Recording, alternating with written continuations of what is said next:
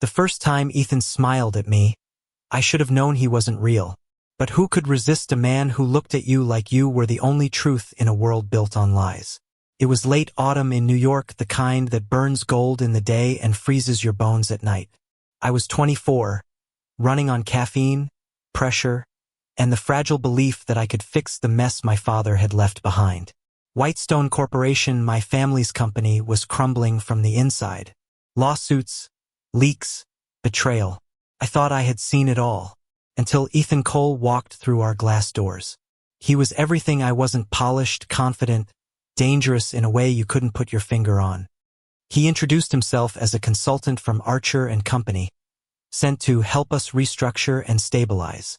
My father had hired him before he passed away, and I, naive enough to believe in second chances, welcomed him with open arms. If only I knew he was the enemy wearing my trust like a tailored suit. From the very beginning, Ethan made it too easy to fall for him. The way he'd lean over my desk, close enough that I could smell his cologne, crisp cedar, and something darker underneath. The way his hand would brush mine when passing a file, lingering just long enough to blur the line between business and something more dangerous. He made me laugh in a time when laughter felt like betrayal to myself. And worse, he made me believe I was worth something more than my father's shadow. But people like Ethan don't show up in your life by accident. One evening, I found him in the boardroom, long after everyone else had gone home. The city lights flickered across his face as he stared at my father's portrait. He didn't hear me walk in. "You're not here for us, are you?" I said quietly. He turned, startled. His eyes, usually sharp as a blade, softened for a brief second before turning to steel. "You shouldn't be here, Noah." The way he said my name made my chest tighten. Like a plea, like an apology. But that night, I started to see cracks in his perfect facade. Ethan's world was a web of lies. I didn't know that yet, but he did. Every smile he gave me was a sin he'd pay for later. Every touch, a confession he didn't mean to make. Because Ethan Cole wasn't sent to save Whitestone Corporation, he was sent to destroy it. His employer, my father's rival. The man who had wanted our company for years, now using Ethan as a weapon disguised as salvation. His mission, to infiltrate, collect data, and ensure our financial collapse. But then he met me. He'd expected another spoiled heir, arrogant and blind. Instead, he found someone who stayed late to pay off the debts, who fought tooth and nail to protect employees that barely remembered his name. And for the first time, Ethan hesitated. I didn't know any of this, of course. All I knew was that when he smiled at me across the office cafeteria, the world felt a little less cruel. One rainy night, after another round of arguments with the board, I broke down. My shirt was soaked, my tie hung loose, and I found myself standing at the company rooftop, looking down at the endless city lights. Then I heard his voice.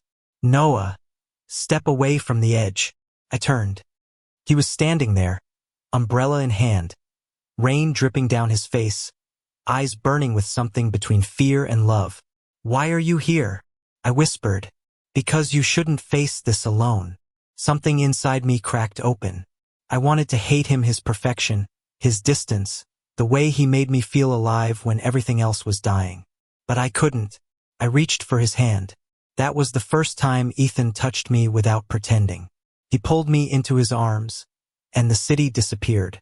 The rain became music, and the cold became warmth between our bodies. His hand slid to the back of my neck, holding me as if he'd lose me if he let go. When he kissed me, it wasn't sweet, it was desperate, broken, like he was trying to breathe me in before drowning. And maybe, in a way, he was, because that night, when he went home, he sent the final report that would destroy everything I'd ever built. The betrayal came 3 days later. Bankruptcies, contracts canceled, leaks to the press. My father's name dragged through the mud once more. It was all too coordinated, too clean. And then Ethan disappeared. I tried calling. Nothing. I went to his apartment empty. It was like he'd never existed. Except for one thing, a single photograph on his desk, left behind. It was of me, laughing. For weeks I lived like a ghost. Whitestone was gone, swallowed whole. My reputation, my father's legacy, ashes. But the thing that hurt the most wasn't the loss. It was knowing that the man who'd made me believe in something again was the one who had taken it all away. Months later, I saw him again. In a coffee shop in Brooklyn. He looked different, tired, unshaven, wearing a cheap coat instead of his usual tailored suit. But it was him. And when our eyes met, time stopped. "Noah," he breathed, standing up too fast. The sound of my name on his lips made me want to both run and stay forever. "What are you doing here?" I asked, voice shaking. "I came to make it right." He reached into his coat pocket and pulled out a USB drive, setting it on the table between us. This is everything. Proof that Archer was behind it all. The deals, the sabotage, the fake reports. You can clear your name and your father's. I stared at it, then at him. "And what about you? What happens to you if I use this?" He smiled, sad and small. "Then I lose everything." The coffee shop went quiet. My hands trembled. He had betrayed me once, and now he was offering his life in return. "Why?" I asked. "Because," he said, voice breaking, "I fell in love with the one person I was sent to destroy. I wanted to hate him. God, I tried. But love doesn't vanish on command. It lingers in the silence, in the ghosts of what could have been." We spent that evening walking along the river, where the city lights reflected on the water like shattered dreams. He told me everything, every lie, every order, every moment he'd chosen to defy it because of me. When he said, "I never deserved you," I finally looked at him and whispered, "Then earn me." The next morning, we went to the authorities. Archer was arrested within a week. Whitestone's name was cleared, and slowly, piece by piece, I started rebuilding what was lost. But Ethan didn't stay. He disappeared again, this time for good reason, to testify, to face the consequences, to start over somewhere far away. He sent one last message. "When it's all over, I'll come back if you still want me." And I waited. Took a year. A long, quiet year filled with healing, rebuilding, and forgiving. Then one morning, I found him standing outside my office again, holding 2 cups of coffee, the same brand he'd spilled on me the first day we met. He looked different, freer, softer. "Still want me?" he asked with that familiar half-smile. I laughed, really laughed, for the first time in forever, and took the coffee from his hand. "Always." He stepped closer, eyes searching mine. "Even after everything I did?" I nodded. "Because you're the only thing that ever felt real." And this time, when he kissed me, there were no secrets left between us, only love, honest and whole. Born from the ruins, we both survived. The world didn't stop for our reunion, the taxis still honked. The wind still carried that sharp New York chill, but inside me, something quietly shifted. It was as if life had paused just long enough to whisper, "You made it through." Ethan stood there, looking like a man who had seen too much and survived barely enough. There were faint lines around his eyes now, the kind that come from sleepless nights and too many regrets. But his smile, hesitant, almost shy, carried something I hadn't seen before. Peace. He had come back, and I wasn't sure if I was ready to let him in again. "Come inside," I finally said, my voice softer than I expected. He followed me into my office, or what used to be my father's.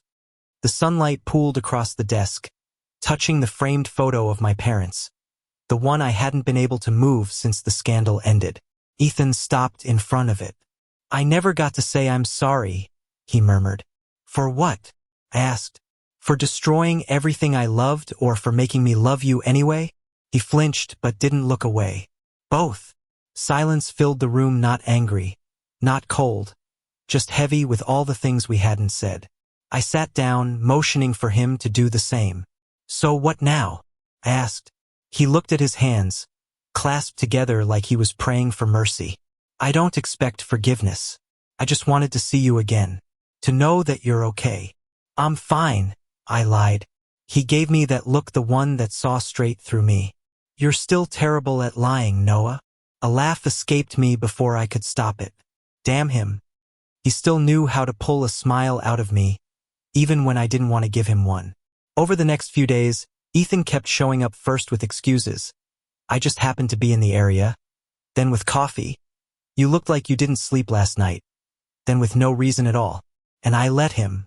Maybe I wanted to punish him by making him see how much I'd changed. Maybe I wanted to see if the man who'd once broken me could learn how to stay. He didn't push. He didn't ask for more than I could give. He just existed beside me, quietly, carefully, like someone who understood that love, once shattered, could only be rebuilt piece by piece. One night, after a long meeting, I found him sitting on the steps outside the office, staring at the city lights. I sat down beside him. "You really think we can just start over?" I asked. He turned to me, the glow from the street lamps softening his features. "No, but I think we can begin again, not from where we left off, but from where we broke." That sentence hit me like a truth I'd been running from. He continued, "I don't want to be the man who ruined you, Noah. I want to be the man who helps you remember that you deserve better." I stared at him for a long moment. "You already did ruin me." He nodded. "I know." The honesty in his voice disarmed me. I wanted to hate him again, to hold on to that clean, righteous anger that had protected me for so long, but it slipped through my fingers like sand. Because the man beside me wasn't the same Ethan who once lied to me. And maybe I wasn't the same Noah who believed love was supposed to be perfect. Weeks passed. Spring turned the city green again. We started seeing each other more, not as lovers, not yet, but as two people learning how to breathe the same air again. We'd walk through Central Park on Sundays, talk about meaningless things. Music, books, his terrible cooking, my insomnia. Felt normal. Too normal. And that terrified me. One afternoon, we were sitting by the lake when he said, "Do you ever think about what might have happened if I hadn't betrayed you?" I looked at the water, my reflection broken by ripples. "All the time." "And," he asked, "and I think we would have still found a way to ruin each other." I smiled faintly, because love isn't about avoiding pain. It's about choosing who's worth hurting for. He went quiet. Then, very softly, "Am I still worth it?" I didn't answer. I didn't need to. The way I reached for his hand said enough. The press eventually found out Ethan was back in New York. Reporters camped outside the building, asking questions, sniffing for scandal. My PR team wanted me to deny any association with him to protect my image, my company, my future. But I didn't, because for once, I didn't care what the world thought. I stood beside him in front of the cameras, my voice steady. "Ethan Cole is not my enemy. He made mistakes, so did I. But what matters is what we choose to build after the wreckage." The next morning, the internet exploded. Half the headlines praised me for my forgiveness. The other half called me a fool in love. And maybe both were true. But when Ethan showed up later that evening, breathless and smiling, holding a newspaper folded in half, I saw tears in his eyes. "You didn't have to do that," he said. "I know," I replied. "But I wanted to." He stepped closer, close enough that I could feel his heartbeat. "Noah, I don't deserve—" "Stop," I interrupted, placing a hand on his chest. "You've spent enough time saying what you don't deserve. Maybe it's time to accept what's being offered." For a moment, he just looked at me and then, without warning, he kissed me. It wasn't like the rooftop desperate and wild. This one was slow, tender, like two people finally learning how to touch without fear. His hands trembled as they framed my face, and mine found his shirt, clutching him closer as if he might vanish again. When we finally broke apart, he rested his forehead against mine. "I missed this," he whispered. "I missed us," I said back. That night I couldn't sleep, not because of doubts but because of the strange calm that settled in my chest. For the first time in years, I felt like I wasn't fighting anymore. At 2 a.m., I found myself walking to the balcony, watching the city hum below. Then I heard the door open behind me. Ethan, barefoot, hair messy, wearing one of my shirts that hung loosely on him. He walked up quietly and wrapped his arms around my waist from behind. His chin rested on my shoulder, his breath warm against my neck. "Can I stay?" he murmured. I turned slightly, meeting his gaze. "You already are." We didn't speak after that. The night was enough. Summer came, and with it, a strange peace between us.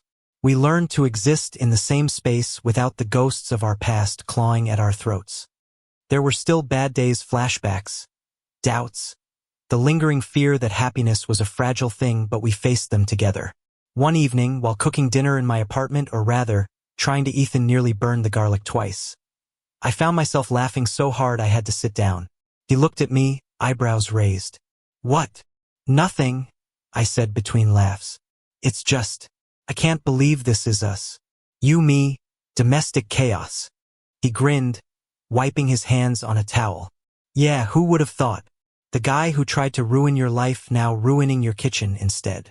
I threw a dish towel at him. "You're impossible. And yet," he said, catching the towel midair, "you keep me around." "Guess I have a thing for bad decisions," I teased. He leaned against the counter, smiling softly. "Then I'll try to be your favorite one." And damn it, he was. But happiness has a way of testing you, of making sure you truly deserve it. It came in the form of a letter one morning. A subpoena. Archer's legal team was back, appealing the charges. They were trying to pull Ethan into the mess again, dragging up the past he had fought so hard to bury. When he told me, his voice was calm, too calm. "I'll go," he said. "I'll testify again if I have to." I felt panic rise in my throat. "You don't have to do this alone." He shook his head. "Noah, this is my mess. You've already lost too much because of me. And you think I'll just stand by while you walk back into that hell?" I shot back. "Not a chance." He smiled faintly. "You always were stubborn. Then you should know better than to argue." That night, we didn't talk much. He fell asleep first, his hand resting on my chest. I stayed awake, staring at the ceiling, wondering if love was strong enough to survive the world when the world refused to let it. The hearing was brutal. Reporters everywhere. Cameras flashing like lightning. Ethan stood in front of the court, answering questions about every deal, every lie, every decision that had led to Whitestone's downfall. I sat in the back row, watching him, feeling every word like it was cutting through my own skin. At one point, the opposing lawyer sneered, "So you admit to manipulating Mr. Whitestone emotionally and professionally?" Ethan was cleared of any remaining charges. When he walked out of the courthouse, the sunlight hit his face, and for the first time, I saw him free, truly free. He found me waiting by the steps. I didn't care about the cameras, the crowd, or the whispers. I walked up to him and pulled him into my arms. He buried his face against my shoulder, shaking with silent tears. "It's over," he breathed. "No," I whispered back. "It's just beginning." And in that moment, with the city roaring around us, I realized forgiveness wasn't a single act. It was a choice you made every day, in every breath, in every heartbeat that dared to hope again. The noise of the courthouse faded behind us like a bad dream finally ending.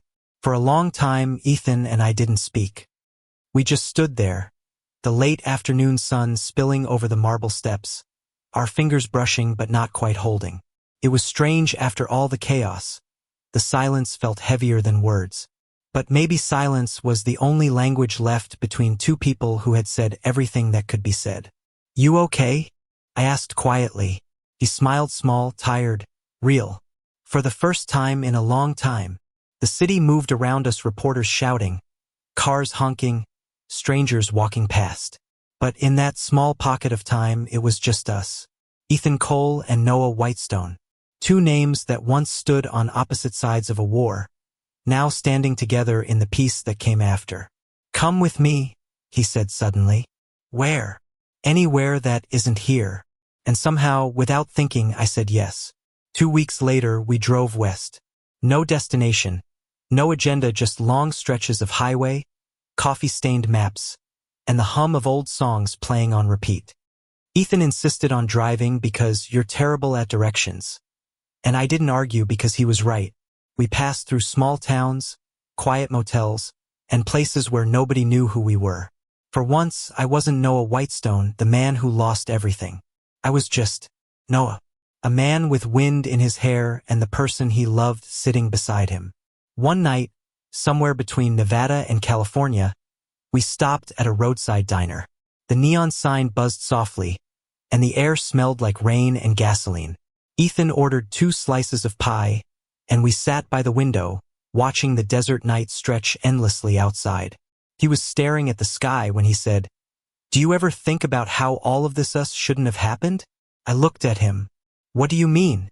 "I mean," he said, stirring his coffee, "you were supposed to hate me.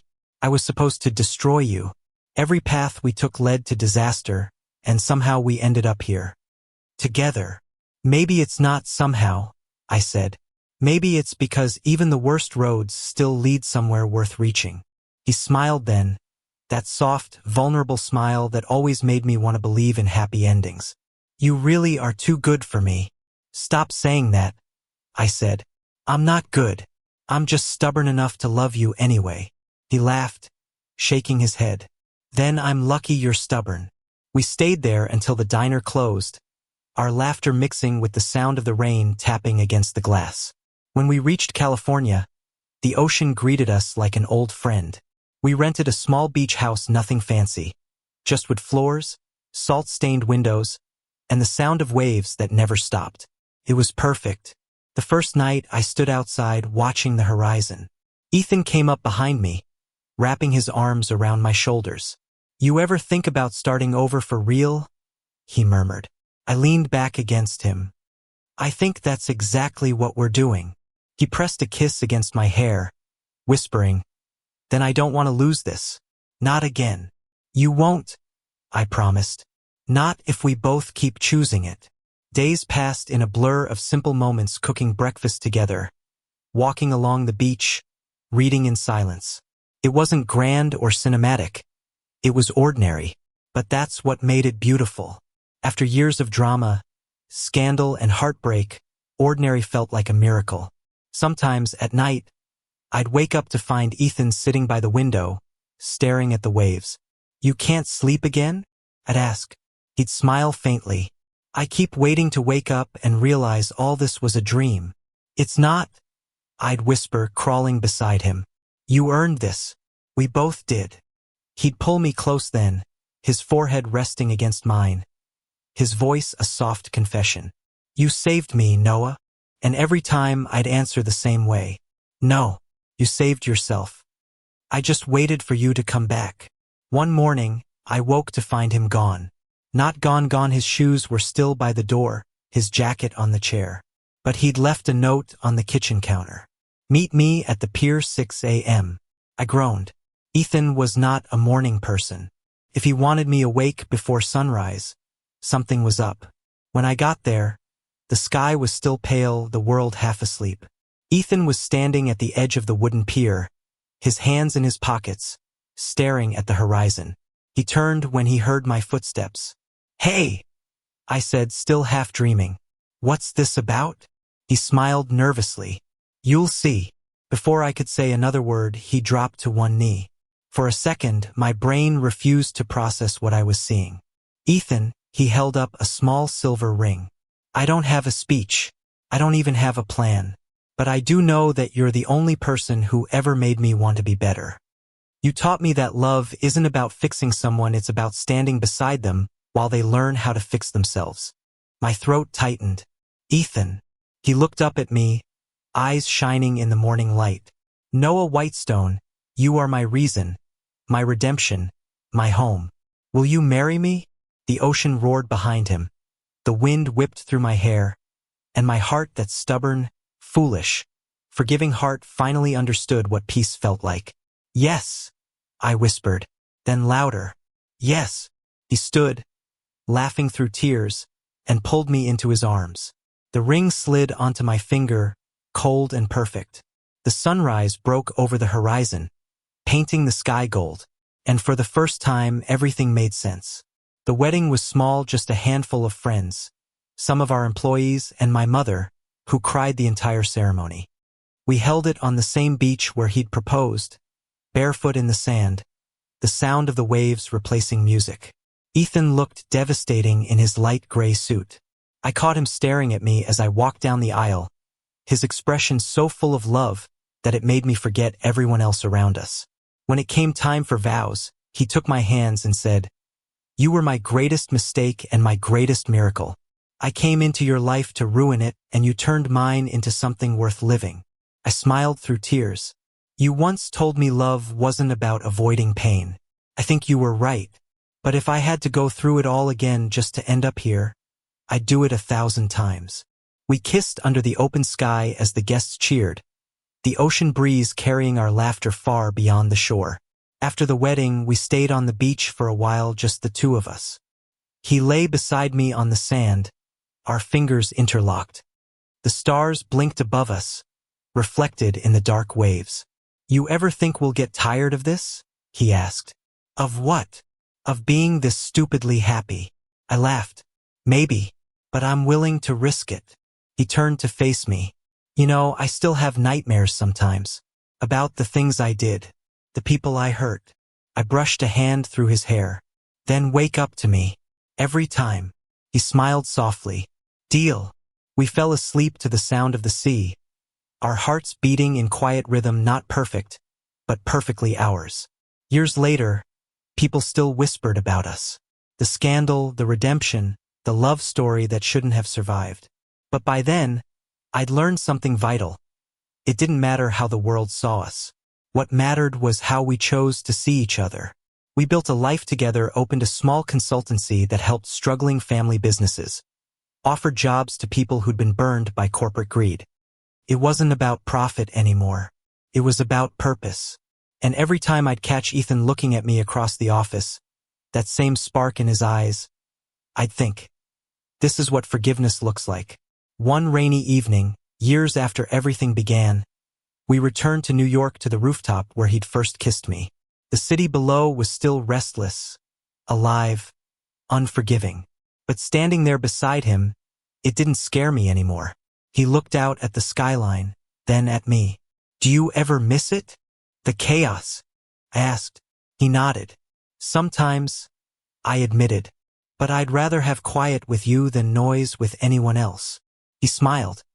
You always did have a way of making simple things sound profound. And you always had a way of turning disasters into beginnings, I said. We stood there in the rain, hand in hand, two men who had broken and rebuilt each other more times than we could count. And when he leaned in to kiss me again, I realized something: love doesn't erase the scars. It teaches you how to live with them. Years from now, when people ask how our story began, I'll tell them this. Once upon a time, a man came into my life to destroy everything I loved. But somewhere between the lies and the pain, he found the courage to love me instead. And together, we turned the ruin into something beautiful.